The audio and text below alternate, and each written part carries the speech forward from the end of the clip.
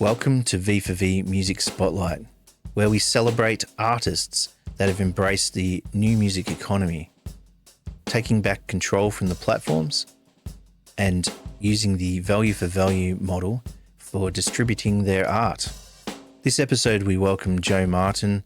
Joe recently released his album Alone in Valentine, and in our discussion we get to take a peek behind the curtain of what it took to bring Alone in Valentine to life.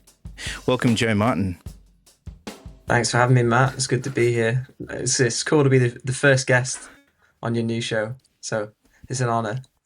I guess the reason I really wanted to get you on as a guest is the album you recently released, Alone in Valentine. You released it early on the Value for Value, or the Valueverse, let's call it. And it is an absolute masterpiece of an album, and I congratulate you on that. Can you tell me a bit about what's drawn you to the value for value model and your continued support of using that model for your music?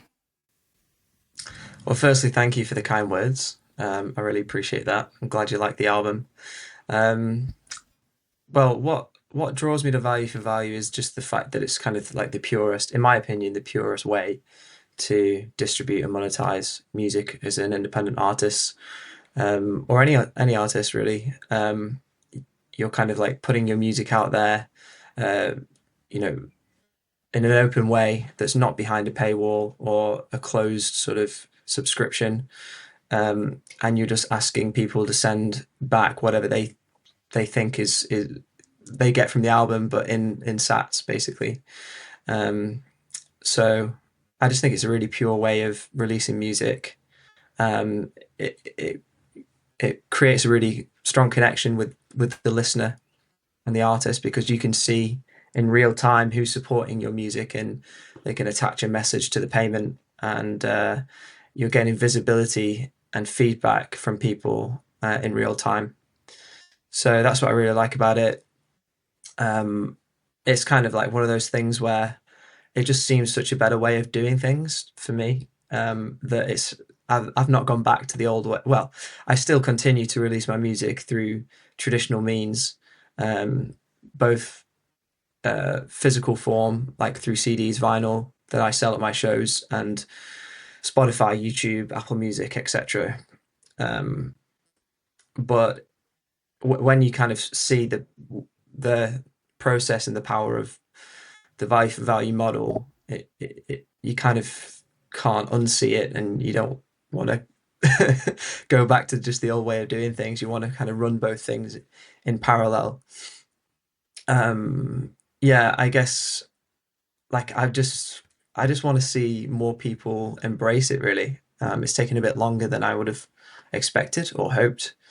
Um, I think that's for various reasons, which we can get into.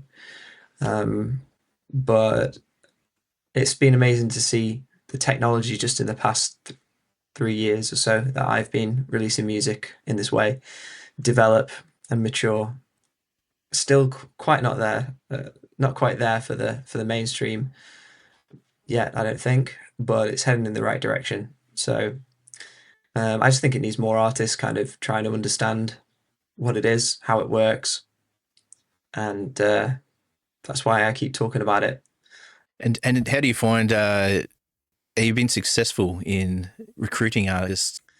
Not as much as I'd hope. Like I said, it's one of those where I don't want to recommend it to too many people too soon, because if they have a bad experience or it doesn't work for them, they might be they might not take a second look at it, when it is finally maybe ready to be looked at. But I've got a few people on board. I did a Fountain Radio takeover a little while ago, and that was a good excuse for me to reach out to some of my favorite artists and say, "Hey, I'm on this radio show. I can play whatever music I want, and if you upload it to this place, you might get some money for it." So I did that, and that got a bunch of artists on board. And before that, I tried, and no one was interested. Uh, but they did it when I said that I was doing it on this internet radio. I was kind of vague about it really, but no, I haven't really had any luck, and it's just because it's kind of a really hard elevator pitch. It's just a brand new concept, really, and it's just hard to explain to people. You got to really go to first principles and have like quite a deep discussion about how things work currently, and everyone sort of is feeling the same pain points with it all, and then it's not really working for them, and they're getting quite jaded with everything. And it's also hard to offer this as like a solution, quote unquote, because people just want to be where the audience is, I guess. So that's still the traditional platforms, streaming platforms, where the catalog of music is and where the network effects are for these social medias, etc. So it's hard to be like, well, try this other thing where there's like not many people. It's like, you know what I mean? It feels like a step backwards, and people will be like, Yeah. well, why would I put any effort into that? So, um, and I guess other people maybe aren't quite as passionate about um, owning their own data or being more digitally sovereign, because that's quite it's a brand new concept, really, in a way. Um, Yeah. so maybe it's going to be a generational thing. I don't know. Maybe the next wave of musicians that are, in their teens now, that are going to start a career in the next 5 to 10 years, maybe they're going to be the cohort that really take it up, because they they were born digital natives, and maybe understand the mechanics of it a bit more, or the underlying foundations of it. So I don't really know. Or maybe it's just a UX thing where it's just going to be there's going to be a breakthrough on a really easy onboarding experience for artists and listeners alike to just onboard to getting a streaming app that's got a wallet baked in, and it's just an Apple Pay situation or something like that. I don't know, but I thought we'd have seen something by now. But Mm. when you're in it, I think when you're in it, you kind of can get really impatient because you just expect things to happen. And in a way, like the permissionless side of things, so like the Nostr side, the open source side of things, is developing at such a clip that it's hard to keep up with the pace of development. But you can't expect that of the integration with the traditional fiat side, because that takes compliance and regulation and all these different hurdles that these platforms or companies like a Fountain or a Wavelake, etc., have to sort of do. So there's two sides to it, I guess. Yeah, yeah. I'm quite new to the. I only put my first EP out in late January, I think. Yeah, I was So gonna I'm I was still gonna say, learning. like, how did you discover it and get involved? Uh, yeah. Look, I was sick of getting banned from or All command or right, okay. censored or everything, and I was looking for alternatives and found Noster, and then there's this sort of quasi integration with the music side of things with RSS and value for value stuff. So that's where it all came together for me. So Yeah. it's sort of like, okay, I'm getting kicked off. What do I do? So Well, it's natural, I guess, that stuff that's kind of a bit controversial or fringe would find its way to Nosto first, yeah, because it's not finding a home anywhere else. Um, but I think it's an important point to mention that um, as artists or musicians, like, we should be really advocating for free speech in a way, and it seems that that's been lost in music. Like, it's just become so corporate, and everyone's just so um, I don't know, scared of saying the wrong thing, and everything's become super PC.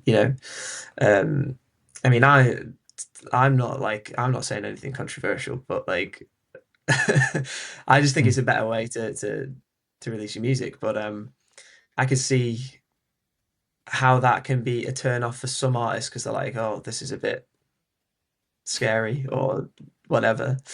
But back I feel like in the 60s and 70s, there was that whole movement for like free speech, and I don't know. It always seemed to be coming from like the left of the political spectrum or whatever. And now you don't hear anything about it really, or it's very fringe. It's like a small vocal minority of people. But I think as artists, we want to be able to like say things that, well, we want to express ourselves and we want to say whatever, and especially holding authority to account, people in power to account, and Yeah. to do that through comedy. I think comedy is a good way of doing that because comedians, should be able to say anything because it's like they should be able to roast anyone, in their jokes. But musicians too, I think, if that's your jam, if that's what you do as an artist. So yeah, I can see. I kind of like hope that Nossa doesn't just become that, because I think it should be everyone on there. But I can see how that would be the first cohort of people maybe coming across. So Yeah. that's Yeah. interesting. I Yeah, think it's a lot of the Bitcoin community embraced yeah, it, and I'm not that interested in all the Bitcoin posts and things like that. And I think there's a lot of maybe things that I don't particularly want to see in Nostr, but you don't have to see them because I'm not getting pushed by any algorithms or anything like that. So I just have my follow list, and it's mostly just musicians and people that are creating the tools, the builders, that sort of thing. And you don't need to see any of the. You can create your own community within Nostr, I think, and that's a real bonus. But I wanted to, I guess, get on to your latest album. So I believe this is it's your fifth release, like EPs and albums. Is that correct on Value for Value? it could be. I don't know. I lost count now. I think Yeah, I it's think I my counted 2 or 3 EPs and a live album, and that I sounds think that sounds it's about right. A few singles thrown in there. It's my third yeah. album. I mean, I did a live album first and then Empty Passenger Seat. So this is the Yeah. third album. Yeah. So I've asked you to pick out a few songs that maybe you could share, maybe a bit of background about them. Would you like to kick off with one of those songs now? Is any particular order you'd like them in? I'm trying to remember what I sent you now. Did I send Hand Me Down uh, Heart, was it? yes, yeah. Okay, we'll start with that Brown one. paper bag. Sure. Yeah, we'll start All with Hand Me right. Down Heart because it's the opening track of the album. So, you know. Perfect. All right. Hand Me Down Heart by Joe Martin.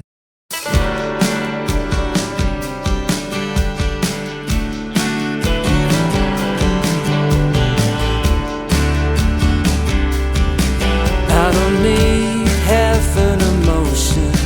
Can't afford to just go through the motions. If you still ain't over here, we might sink before we can swim. Don't bring me a heart that's all used up. Anything less than everything, it ain't enough. It's gotta be new from the start, so don't hand me a hand-me-down heart, no. Don't hand me a hand-me-down heart. Can you be the one I run home to? Through the good and bad, nothing but the truth. Have my share of hollow lies, oh, empty words and lying eyes.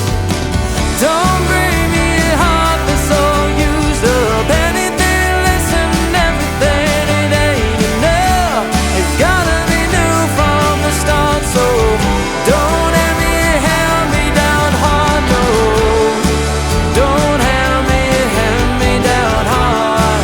Don't hand me a hand-me-down heart. Don't hand me a hand-me-down heart. It's not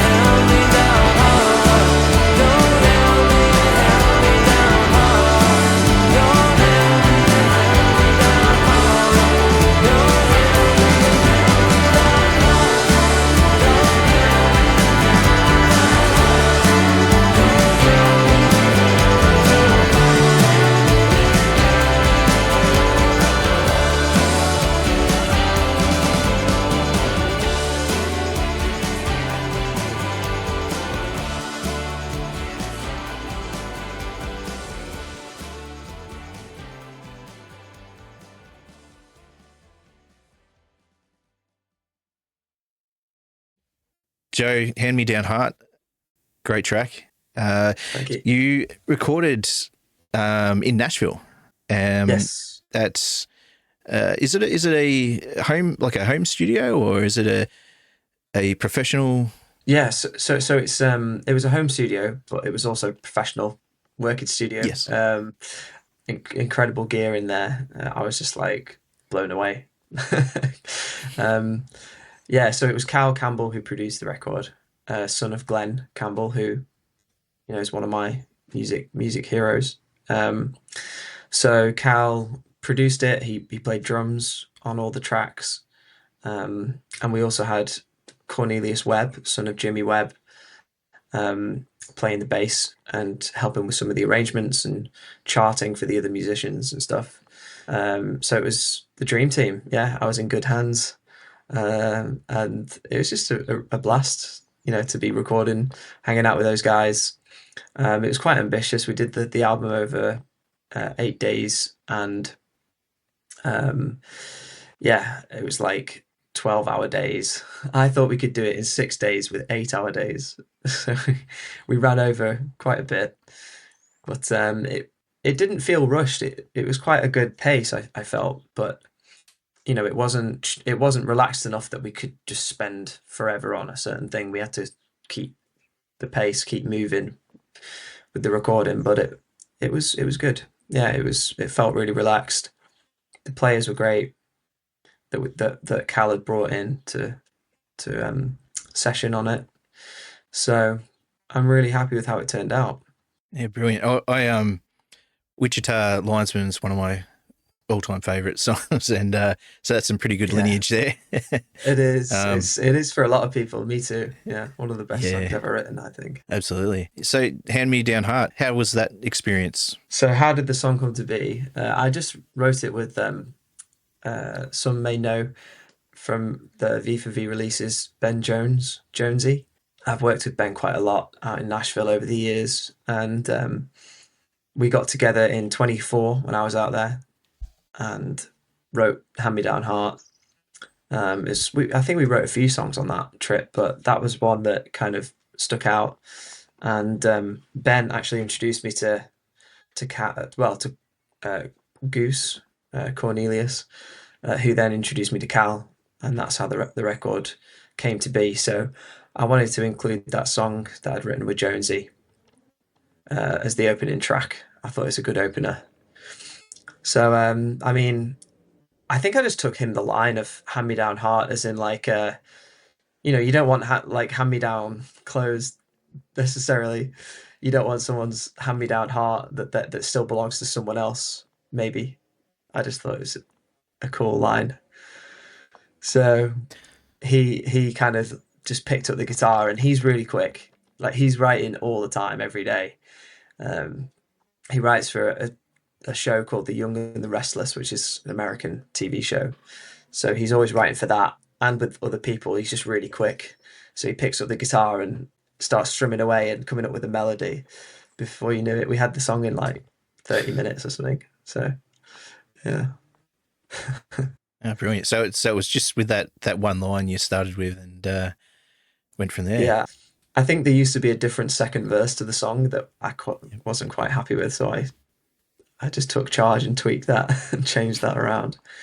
But yeah, the harmony parts in the bridge, we kind of got some of those together when we were writing it, but I expanded that, and in the studio we tried different stuff and layered it up. And there's some really interesting harmonies, like they're kind of like blended into the mix. So it's more just like a feeling, or like part of the sonic soundscape. But if you isolate them, there's some really like lovely, quirky, crunchy harmonies in that bridge bit. It's a bit different than the rest of the songs. I mean, Goose, who played the bass, he was like, "Are you sure you want this to be your first track? Because it's not really like the rest of the songs that much. It's a bit more, not Brit pop, but it's like Brit country pop, if that could be a thing." And I was like, "Well, it's going to go on the album, so anyway."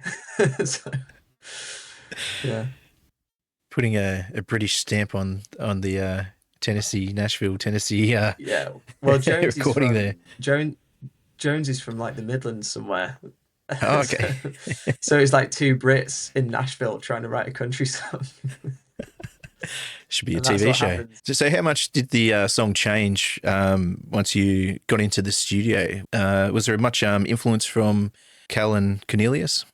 Well, it didn't change too much because Jonesy he does demos as well. So he demoed the song the day after we'd written it and sent it to me, and I like the demo a lot. I like his voice and everything, and like I just like what he'd done with it. So that was probably the most sort of produced track before we went into the studio, because all the rest of them was just me on my acoustic as far as demos went for the guys. So that was actually a bit more produced, and they kind of stayed true to Jonesy's demo. The only difference was that we in Jonesy's demo he went back to the bridge again as like an outro, whereas I was like, no, let's just repeat the chorus and have a fade out, because there's not enough fade outs, I don't feel anymore. So I thought, yeah, I want it to be a fade out.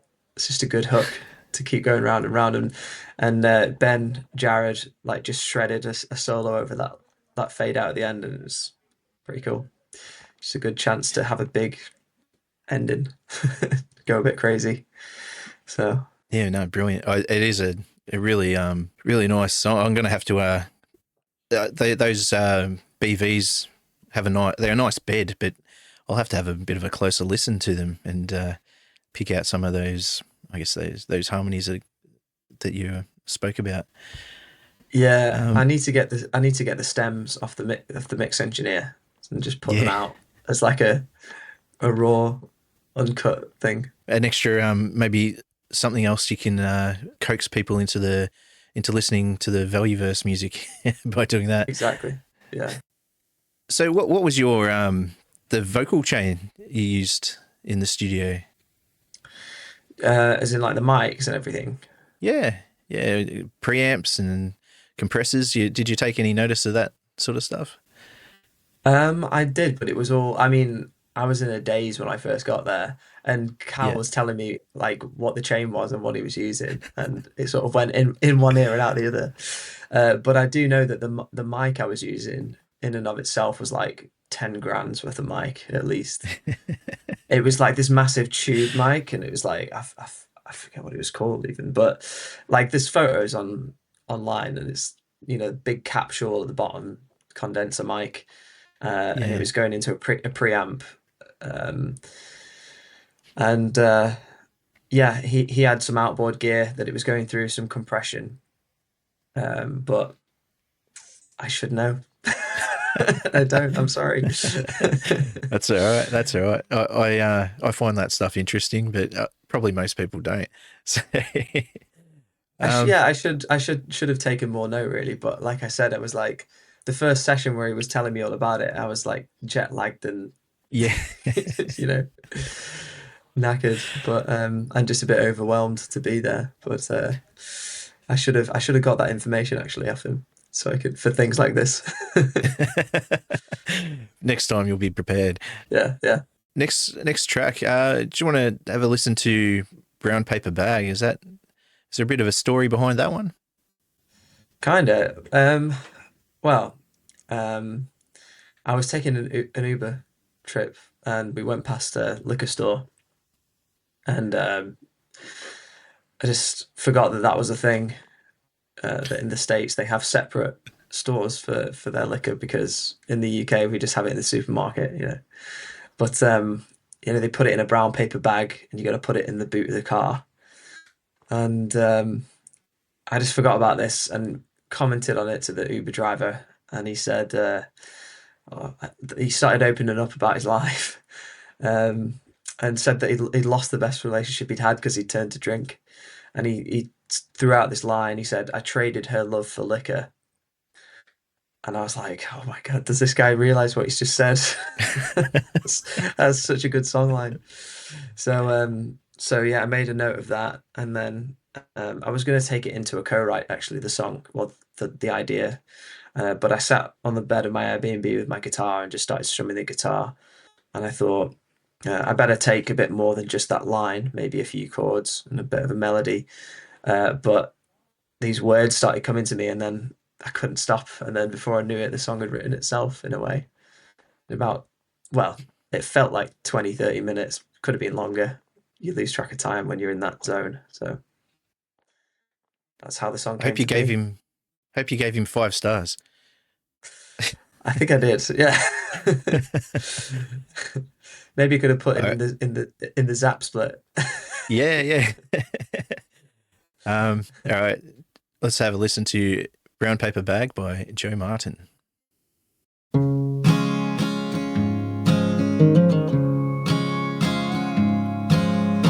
Whiskey in my water, bottle's always dry. Seems every time that you're round, I'm coming down off a high. You told me to choose between the drinking and you. They say misery loves company. Ain't that the truth? Well, I threw our life away into a brown paper bag when took for granted everything I ever had. I promise I'll give up the only words I never said. Traded your love for liquor, a brown paper bag.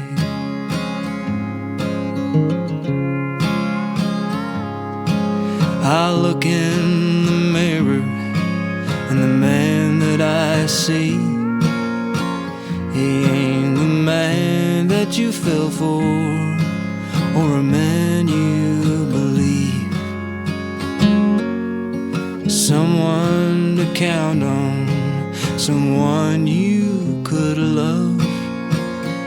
I just hope that someday you'll find the right one.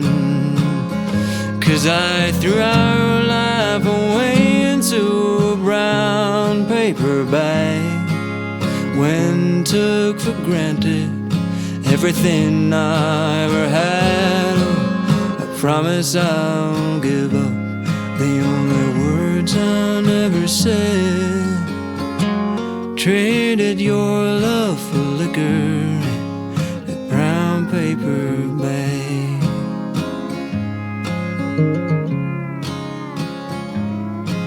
One hand on the Bible, one foot in the grave. Eyes to the skies, hoping I can be saved. This life that I've lived, it can't be undone. So I pray for forgiveness for the Father and the Son.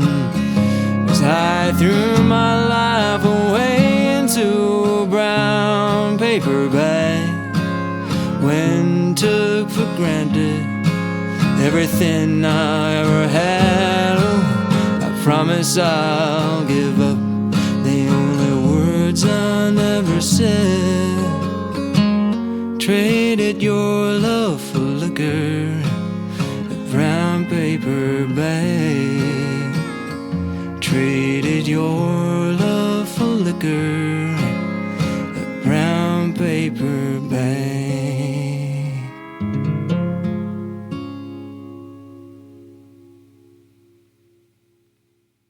Joe Martin, Brown Paper Bag. I was wondering, I was hoping that wasn't any autobiographical at all, but No. the poor Uber driver. Yeah, thankfully not. I think that song needs. Well, it's not really my style, like my vibe. But I liked the song so much that I wanted it to go on the album. I actually tweeted and posted on Noster after I'd written it. I think this is the best song I've written so far. But I think it needs like a Johnny Cash type voice. I want to try and get it to Call to Wall somehow. because I think he'd Yeah. do it really well. Um, but it just needs that really deep, gravelly voice on it. That's what it's crying out for, in my opinion. Yeah, I know what you mean. It's some of those singers that have lived, you can hear a lived life in their vocal delivery. Yeah, But yeah, 100%. that's it's not taking anything away from your performance on it. It's as well as being a really lovely song. It's probably it's probably the most stripped back song on the album as far as instrumentation wise. Yeah, I'd say so. There's maybe Cold Town has just got a bass on it, and then Paris, Texas, which is only available on physical copies. There's just two acoustics. Yeah. Okay, yeah, that Cold Town is a really beautiful female vocal in there as well. Is that Cold Yeah, Town? Yeah. that is. Yeah, Toria Wolf. Yeah, she's great. Yeah, she's awesome. I've gigged with her a couple of times in the past, and she's the partner of the guy that did the mixing on the album. And I was like, this needs a female voice, and I was like, can you ask Toria to do it? So yeah, Okay, so she did that a was great job. done post Nashville. Yes, Yeah. yeah, back in the UK. Uh, Yeah. Really gives that song a real lift. So, did you do any other work on the album other than the additional vocal there from Tori? Yeah, we did. Well, there was a couple of sessions that took place after I'd left. One was the strings on Silhouettes and Sunsets.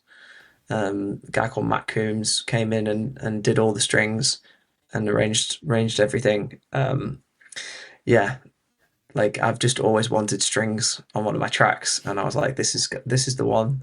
This one in it, and yeah, he did such a good job with that track. When I heard it for the first time with the strings, I got like goosebumps, you know. Um, so I'm glad I wasn't really there for the session because I'd have been wanting to maybe chime in and like change things, and I just think it wouldn't have been for the best. I think it was just best to have just left him alone to do his thing. Um, and you know that I took the same approach with all the guys in the studio because they're the experts in their instrument, so that's what I'm paying them for. I was like, unless I have something really specific that I wanted to instruct them to do, I just let them do whatever they wanted, whatever they thought was best. Um, but yeah, there was also some keys and organ that was done on a couple of the tracks. Again, I think that was done outside the studio. The stems were just sent back in for Yeah. mixing. Um, so, but yeah, but most of it was like all the rhythm section, the drums and the bass was pretty much cut with me all together. So it was done kind of live, and then we had the lead guitar and the pedal seal overdubbed, and that was it really. So, was there anything that really, I guess, really surprised you with any sort of direction any of the session musicians took, or anything that changed the way you thought of the song? There was a couple of moments. It was more from like Cal or Goose, like with their playing, like with Cal's drumming, that kind of changed the feel of some of the songs. Um, Silhouettes and Sunsets has sort of a halftime feel. It feels slower. I was feeling it more straight and a bit more upbeat, like a well, I was going to say like a Roy Orbison song, but he has the slower ones as well. um, I'm trying to think of which Roy Orbison song. I definitely got a bit of Roy Orbison sort of vibes in Silhouettes and Ah, Sunsets. Yeah, that's good. definitely. Um, like maybe like I drove all night and uh, well, that kind of pace at least. Um, and then Backseat Driver has a halftime feel in the chorus, which really changes the vibe of the song for the better, I think, now that I've gotten used to Mhm. it. But at the time, I was like, because I'd heard it in my head just straight all the way through. When Cal was like, we want to sit back on like a halftime feel in the chorus, I was like, that's a bit. like left field, but okay, let's roll with that. Um, I think we did actually try doing it straight as well, and then we settled on the halftime thing because it just shook it up and made it feel different. Um, so those were the biggest changes, I think, really. Yeah, that backseat driver chorus. Yeah, I really like that. Yeah, it just changes the mood from the chorus, sets it apart. Yeah, adds a bit of light verse, and shade, doesn't it? Adds a bit of light and shade, a bit of a journey to the song. So yeah, I think that was a good shout, and that's kind of what I was wanting him to do, like, is come up with stuff like that, producing and arranging.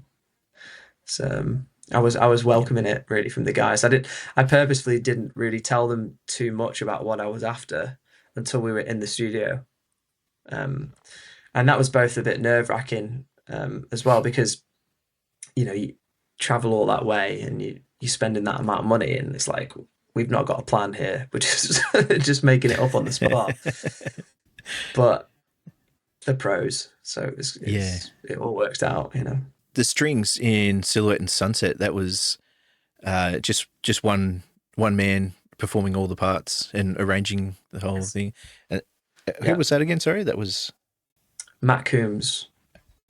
Yeah, I never got to meet him. I've only just spoken to him on Instagram, just saying, like, thank you so much. Like, you've just made the track sound $1 million.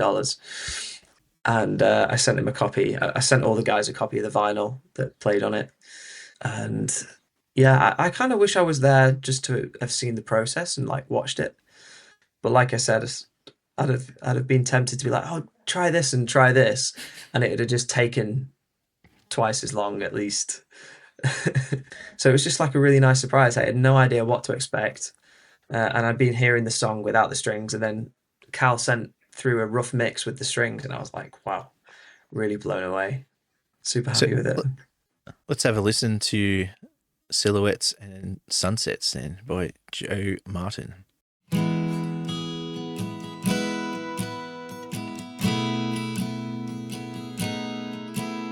Summer nights are slowly slipping by as another year is fading from our lives. Time's passing, it makes life beautiful, beautiful, with memories cast like shadows in the skies. Silhouettes and sunsets, silhouettes and sunsets. No regrets, like silhouettes and sunsets. Days turning into months, then years.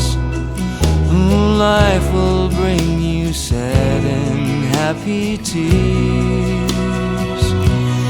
Don't shed one for the sake of loneliness, loneliness. No, save them for a moment just like this. Silhouettes and sunsets, silhouettes and sunsets. No regrets, like silhouettes and sunsets. We're just passing through while spinning around the sun. So you gotta make the most of everyone. Like silhouettes and sunsets, silhouettes and sunsets. No regrets, like silhouettes and sunsets, silhouettes and sunsets, silhouettes and sunsets. No regrets, like silhouettes and sunsets. No regrets, like silhouettes and sunsets.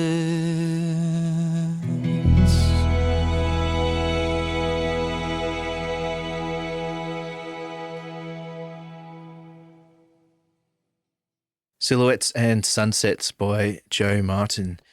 As you said, that it had a bit of a Roy Orbison sort of feel to it, and that was something that really jumped out at me listening to that song, and I think the strings really help support that. But just the melody and the choice of where you took the melody was very Roy Orbison as well. How did that song come about? Well, it's strange that that song actually came to me after I woke up one day. I had the melody in my head, the chorus melody and the chorus lyrics. Not all the lyrics, but just the silhouettes and sunsets part. And I woke up with it in my head, and I thought, oh, and I do get that from time to time, but to get me out of bed and start trying to record it, it's like, um, you know, not as often. I was like, oh, this is worth getting up for and trying to capture before I forget it. So I just strummed and the chords down.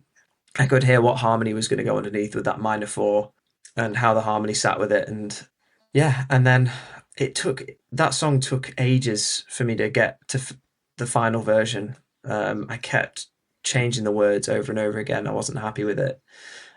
Just the verses really, and I still don't really know what it means. I think it's a song about appreciating like the time you have here on Earth, and not really taking time for granted, and that the time passing is a beautiful thing because it makes you value the time you have, and kind of like making the most of every sunset, if you will, like that sort of idea.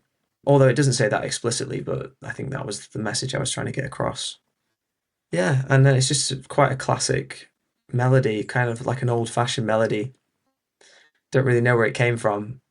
I was kind of worried that I'd stolen it from somewhere that it already exists. Probably might do actually. I don't know. But someone might come up to me at some point and say, that is that song, don't you? But the amount of times that happens to me, and I search and search to try and find this melody that I've stolen, and I cannot find it. So hopefully the same thing happens. Well, hopefully you find that it hasn't been stolen and you don't get sued. Hopefully. But yeah, I'm like really into that old stuff, especially, I mean, I'm a big Roy Orbison fan. So it's just sunk into the subconscious and resurfaced one morning randomly, I think. So you were there at Nashville at the studio with Cal and Cornelius for 8 days, 12-hour days. There must have been some hijinks or some fun and games, some stuff that went on in there. Any good stories to tell us? Nothing that rock and roll really, because I was like, we're not drinking or anything. Well, I wasn't, because I was like, I need to stay sharp. But we just got takeaways. Oh, so your engineers were drunk? No, no. No, it definitely wouldn't have turned out how it did.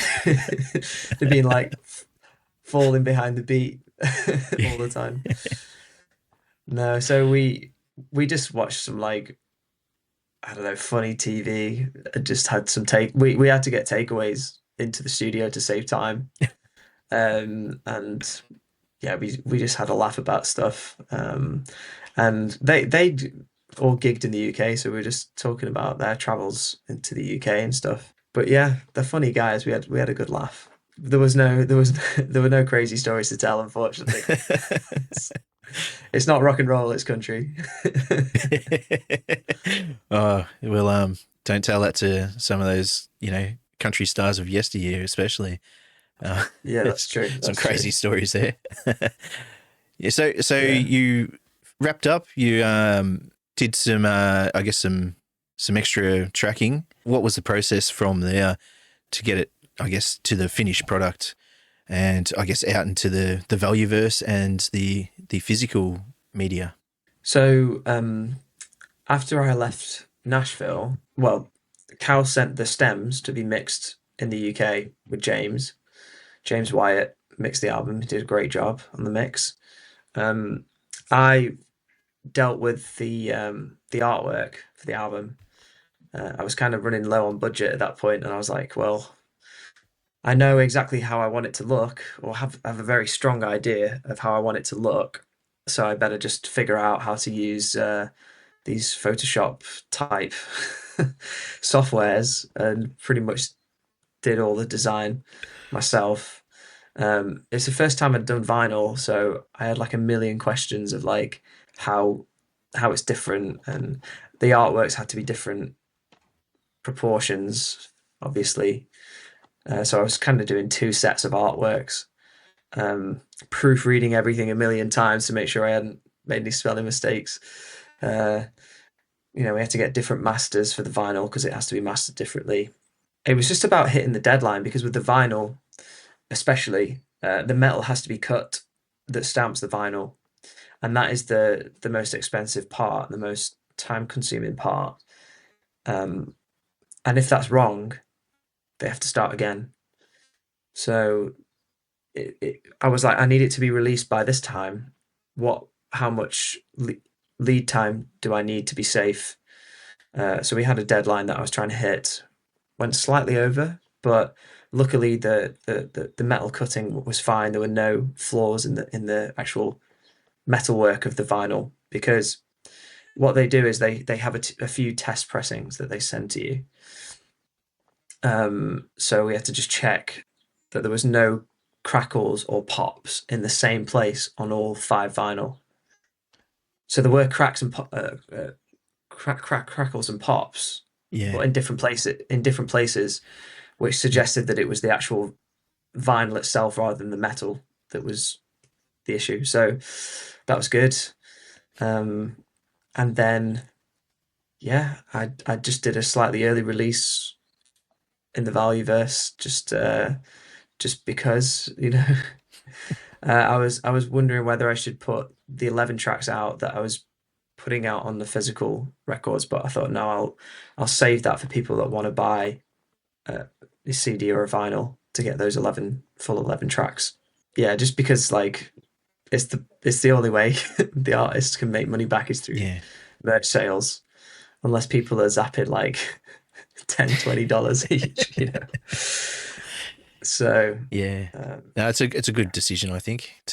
It's a bit of a reward for the fans that have gone the extra mile to own that physical media, and that's a good way to do things, I think.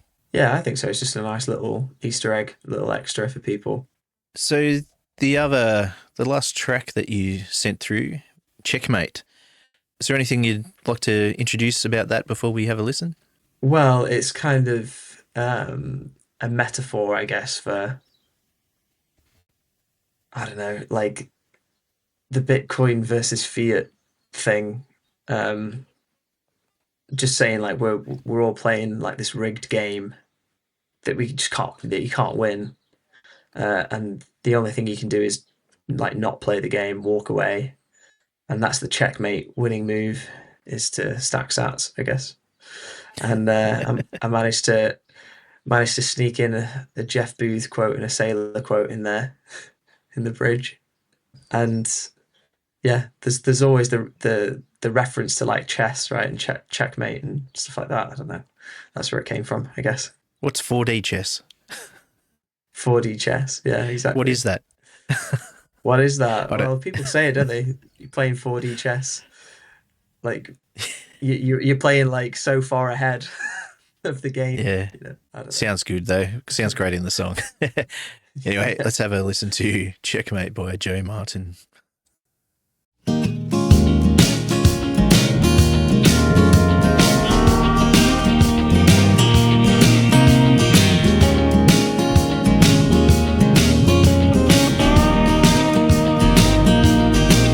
The winning move is not to play at all. Just pack it up and accept that life goes on.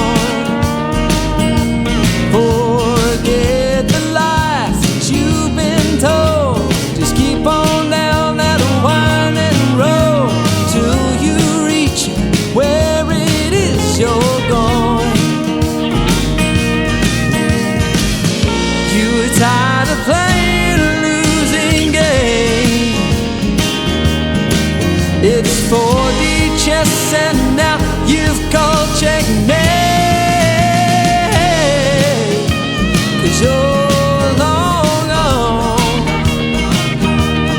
long gone, you're long gone.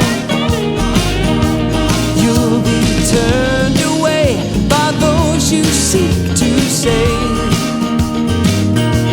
And in time they'll learn to open up their minds again. You don't care about the winning, no, that ain't why you're in it. But you're in it for the love that's here to stay. You were tired of playing a losing game. It's 4D chess and now you've called checkmate. 'Cause you're long gone, long gone, you're long gone. What's the price of tomorrow? No one can really say when you can't even save enough today. When you put it to the test, oh, there is no second best. Just only one path left to walk away. You were tired of playing a losing game.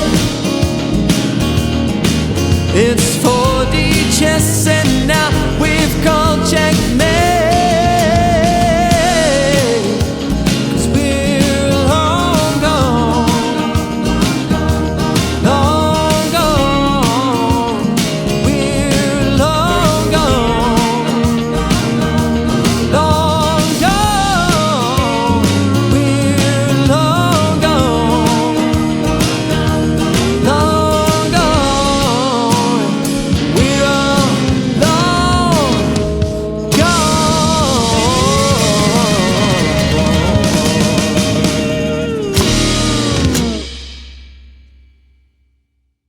Checkmate by Joe Martin.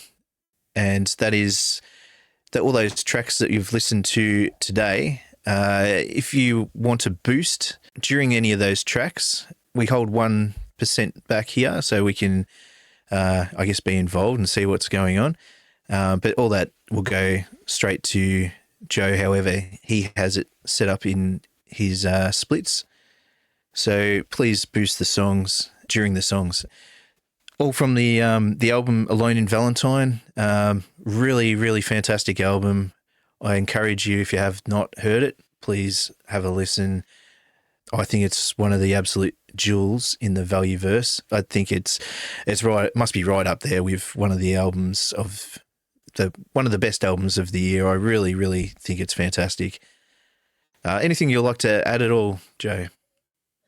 Well, lastly, thank you so much for the kind words. Thanks for having me on. I really appreciate it. And yeah, good luck with the rest of the show. It's great that you're getting the word out there to new people. Yeah, I'll be at BTC Prague, but I'm playing a show there on the 11th, which is, I think, the first day of the conference. And then we'll be in Belgrade the week after. So if anyone's at those, come along, say hi. Some great musicians that are playing. We're doing a value for value show. And then, yeah, if you want to listen to the album, you like the album, boost some sats. It's always really appreciated. Share it with, people that you think might like it. And just keep supporting the music you want to see more of. In general, tell other artists about all this stuff. We just need more people using this and being involved. So just keep on spreading the good word, I guess.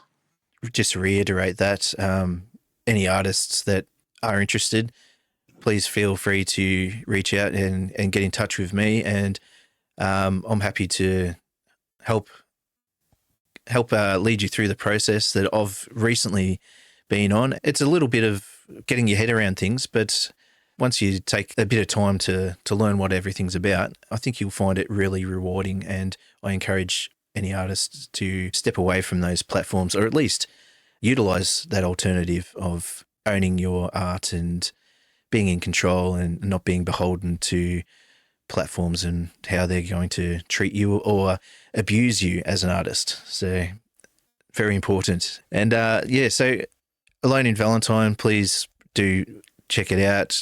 Joe has a website, joemartinmusic.com. You're on Nostr. You're on the traditional platforms, streaming platforms, and Instagram, YouTube, I think. All the things. Yeah. Everything, all the things. Yeah. They're all on joemartinmusic.com. So check that out. Link for that will be in the show notes here. And yeah, so this has been my very first V4V Music Spotlight and my very first guest, Joe Martin. It has been an absolute pleasure. Thanks for having me, Matt. Really appreciate it. Thank you once again, Joe Martin, for joining me. V4V Music Spotlight is a value for value show. If you received any value from today's show, then please consider returning some value. You could do so by sharing the show, by just engaging with the show, or by supporting monetarily. There's donations available through my website, or you can do as this episode's executive producer has done. ChadF was streaming sats as he was listening to the previous episode, where number 6 hosted me as the guest, and we spoke about the making of my EP Government Approved. If you would like to join in the fun, you can do that by using a modern podcasting app. You can visit the website podcasting2.org, where you'll find a whole bunch of compatible apps. If you're just starting out, new to this podcasting 2.0 world, then I'd recommend checking out fountain.fm. And then you will also be able to send a message via a boost or stream sats or auto boost. Boosting during the show will be split 50-50 between the guest and supporting the show, including some of the tools that I use to create the show. Boosting during a song will support the artist directly. Thanks for your time and stay tuned for the next episode of V4V Music Spotlight.